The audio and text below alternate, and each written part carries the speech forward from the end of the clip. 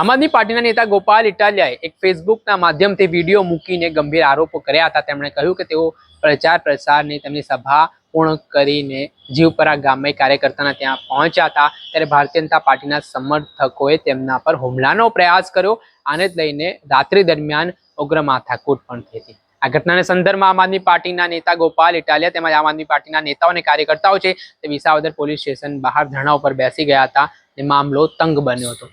ત્યારે શું કારણોસર આ બબાલ થઈ છે, શું કહી રહ્યા છે આમ આદમી પાર્ટીના ઉમેદવાર ગોપાલ ઇટાલિયા, તેમણે નવજીવન સાથે વાતચીતમાં શું ખુલાસો કર્યો છે, વિગતે વાત કરીએ। વૈષ્ણવજન તો તેને કહીએ જે પીડ પરાઈ જાનાને રે। નમસ્કાર દર્શક મિત્રો, નવજીવન ન્યૂઝમાં આપનું સ્વાગત છે। હું છું ફૈઝાન। વિસાવદર બેઠક ઉપર સૌ કોઈની નજર છે। ગુજરાતમાં હાલ 2 વિધાનસભા ઉપર પેટા ચૂંટણી યોજાઈ રહી છે, પરંતુ રાજકારણ અહીંયા જે રીતે નેતાઓ નિવેદનબાજી કરી રહ્યા છે તેના કારણે જબરજસ્ત ગરમાયેલો જોવા મળી રહ્યો છે અને જાણે ગુજરાત ચૂંટણીના રંગમાં રંગાયો હોય તેવી સ્થિતિનું નિર્માણ પણ થયું છે। ત્યારે આ ઉમેદવારો પોતાની રીતે એડી ચોટીનો જોર લગાવી રહ્યા છે। કોંગ્રેસના ઉમેદવાર હોય, ભાજપના ઉમેદવાર હોય કે આમ આદમી પાર્ટીના ઉમેદવાર હોય, તમામ ઉમેદવારો છે તે પોતાની રીતે મહેનત કરી રહ્યા છે। અને આ વચ્ચે ગઈકાલે વિસાવદર તાલુકાના જીવપરા ગામમાં આમ આદમી પાર્ટીના ઉમેદવાર ગોપાલ ઇટાલિયા એક સભા માટે પહોંચ્યા હતા। તેમની સભા પૂર્ણ થયા બાદ તેઓ એક કાર્યકર્તાના ત્યાં ચા પીવા માટે પહોંચ્યા હતા। તે દરમિયાન તેઓ ચા પીને ત્યારે તેમની ગાડી પાસે આવી રહ્યા હતા ત્યારે ભારતીય જનતા પાર્ટીના કેટલાક સમર્થકો છે તે બબાલ કરવા લાગ્યા હોય તે પ્રકારના આરોપો સામે આવી રહ્યા છે। આ ઘટનાના સંદર્ભમાં જ રાજકારણ ગરમાયું છે। આ મામલે નવજીવન ન્યૂઝે આમ આદમી પાર્ટીના ઉમેદવાર ગોપાલ ઇટાલિયા સાથે ટેલિફોનિક વાતચીત કરી। સમગ્ર ઘટના શું હતી, કયા કારણોસર આ વિવાદ થયો, કેમ ભારતીય જનતા પાર્ટીના સમર્થકોએ તેમના પર હુમલાનો પ્રયાસ કર્યો તે બાબત જાણવાનો પ્રયાસ કર્યો। ત્યારે ગોપાલ ઇટાલિયાએ ટેલિફોનિક વાતચીતમાં શું કારણો જણાવ્યા છે તે સાંભળી લો। આપણી સાથે વિસાવદરના આમ આદમી પાર્ટીના ઉમેદવાર ગોપાલ ઇટાલિયા, જે ખૂબ ચર્ચામાં છે અને આ વિસાવદર બેઠક છે તે સમગ્ર ગુજરાતભરની નજર આ બેઠક પર છે, પરંતુ એક એવા સમાચાર આવે છે જેમાં ગોપાલ ઇટાલિયા, જે આપના ઉમેદવાર છે, તેઓ આરોપ કરી રહ્યા છે કે તેઓ જ્યારે ગામમાં પ્રચાર કરવા માટે ગયા ત્યારે ભાજપના સમર્થકોએ તેમના પર હુમલો કર્યો છે અને આ ઘટનાના સંદર્ભમાં સીધી તેમની સાથે વાતચીત કરીશું। તેઓ વિસાવદર પોલીસ સ્ટેશન બહાર કલાકો સમય ધરણા ઉપર પણ બેઠા રહ્યા। ગોપાલભાઈ, સૌપ્રથમ તો એક ખૂબ દુઃખદ ઘટના, કમનસીબી વાળી ઘટના કહી શકાય કે લોકશાહીમાં પણ આ રીતે હુમલાના બનાવો સામે આવતા હોય છે। તમે પોતે ઉમેદવાર છો, પ્રચાર પ્રસાર કરી રહ્યા છો, હુમલાની ઘટના તમારા પર બની છે। કઈ રીતે હુમલો થયો છે, કેટલા વાગે હુમલો થયો છે અને કયા ગામમાં હુમલો થયો છે? વિસાવદર નગરપાલિકાના જીવાપરા નામના વિસ્તારમાં ગઈકાલે સાંજે અમારી ચૂંટણી પ્રચાર સભા હતી। આ સભા પૂરી થઈ પછી એક કાર્યકર્તાએ મને પોતાના ઘરે ચા પીવા બોલાવ્યા। તો હું સભામાંથી મંચ ઉપરથી સીધો નીકળી ગયો અને કાર્યકર્તાના ઘરે બેઠો હતો। આ દરમિયાન ફોન પણ આવ્યા અને કેટલાક કાર્યકર્તાઓ રૂબરૂ આવ્યા કે ત્યાં જ્યાં ગોપાલભાઈની કાર પડી છે ત્યાં હુમલો થયો છે, પથ્થરમારો થાય છે, ભાજપના લોકોએ ટોળા વળી ધક્કા મૂકી ગાળાગાળી કરે છે વગેરે પ્રકારની માહિતી આવી।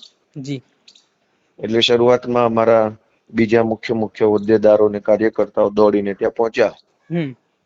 તો ત્યાં ભાજપના માણસો, ભાજપના કોર્પોરેટરનો છોકરો અને ભાજપના બીજા એક કોર્પોરેટરનો ભાઈના માણસો ને બધા લોકો બબાલ બખેડો કરતા હતા। ત્યાર પછી હું પહોંચ્યો તો બીજા ઘણા બધા મિત્રો હાથમાં પથ્થરા લઈ અને મને મારવાની કોશિશ કરતા હતા। એક બે કોઈ આમ જનતાએ એને પકડી રાખેલા કે ભાઈ રહેવા દો, આપણે આવું નથી કરવું આપણા વિસ્તારમાં, એવું ચાલતું હતું। મેં પોલીસને ફોન કર્યો, ત્યાંથી 2 વખત ફોન કર્યો, વાત પણ થઈ। મેં કીધું ભાઈ અહીંયા આવી બબાલ થાય છે, ભાજપના માણસો આવ્યા છે, તમે પોલીસ મોકલો। એ પછી હું પોલીસ સ્ટેશને ગયો। પોલીસ સ્ટેશને જઈને પાછી વાત કરી કે ભાઈ અમે પોલીસ સ્ટેશન આવ્યા છીએ। એ પછી પણ મારે ખાસો સમય રાહ જોવી પડી અને ત્યારબાદ જયારે અધિકારી આવ્યા મેં એમને આખી ઘટનાની વાત કરી કે આવી રીતે આવી ઘટના બની છે અને મેં એક લેખિત ફરિયાદ એમાં આપેલી છે। ગોપાલભાઈ, આમાં તમે કોઈ પોલીસ પ્રોટેક્શનની માંગ કરી છે, કેમ કે ભવિષ્યમાં ઘટના ન બને, કેમ કે તમારી સાથે ઉમેદવાર તરીકે જો આવી ઘટનાઓ બનતી હોય તો ત્યાંના પોલીસ પ્રશાસનનું કેવું વલણ છે, તમને શું બાંહેધરી આપવામાં આવી છે આ મામલે? બાંહેધરી તો જે રીતે દરેક કેસમાં હોય, સરકારી કાર્યવાહી કરશું વગેરે, કડક કાર્યવાહી પગલા ભરીશું એવી બાંહેધરી આપી છે અને મેં મારી ફરિયાદ આપી છે। હવે આજે ખબર પડે, કેમ કે કાલે રાત્રે તો ઘણું બધું મોડું થઈ ગયું હતું. રાત બહુ મોડી રાત હતી. હવે સવારમાં અપડેટ ખબર પડશે.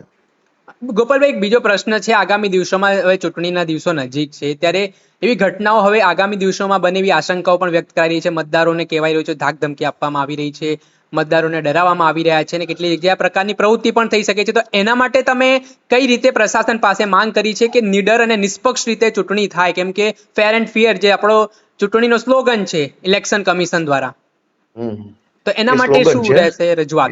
એ સ્લોગન છે, વાસ્તવિકતા નથી. તો તમે શું માનો છો? અમે શું માનીએ છીએ એનું કોઈ મહત્વ નથી ને. ભાજપ વાળા જે કઈ નેતાઓ હોય છે એ હંમેશા દર ચૂંટણીમાં ગુંડાગીરી કરવી, દાદાગીરી કરવી, લોકોને ડરાવવા ધમકાવવા, એ એમનો ધંધો બની ગયો છે. અને આ ધંધો એ વર્ષોથી કરતા આવ્યા છે. એટલે અમે અધિકારી પાસે આજે જઈશું, માંગણી કરીશું, જે કઈ સાહેબોને મળવા જેવું. એ હજુ તો સવાર પડ્યું છે, બપોર સુધીમાં અમે નિર્ણય કરી અને કંઈક રજૂઆત કરીશું. ચોક્કસથી ખૂબ ખૂબ આભાર અમારી સાથે જોડાવા બદલ. આપણે સાંભળ્યા હતા આમ આદમી પાર્ટીના ઉમેદવાર ગોપાલ ઇટાલિયા. તેમણે આ મામલાના સંદર્ભમાં જે આખો ઘટનાક્રમ બન્યો છે તેને લઈને વાત કરી છે. વિસાવદર પોલીસ સ્ટેશન ખાતે તેમણે જે ધરણા કર્યા તેને લઈને પણ તેમણે વાત કરી. વિસાવદર પોલીસની કામગીરી સામે પણ તેમણે સવાલ ઉઠાવ્યા. એ સાથે જે કોઈ પણ આ ઘટનામાં ભાજપના સમર્થક હતા તેઓ નામ જે લઈ રહ્યા છે તેમની સામે કાર્યવાહી કરવાની માંગ કરી છે. અને આગામી દિવસોમાં આ પ્રકારના બનાવો ના બને તે માટે પણ તેઓ ઇલેક્શન કમિશનને અપીલ કરી રહ્યા છે.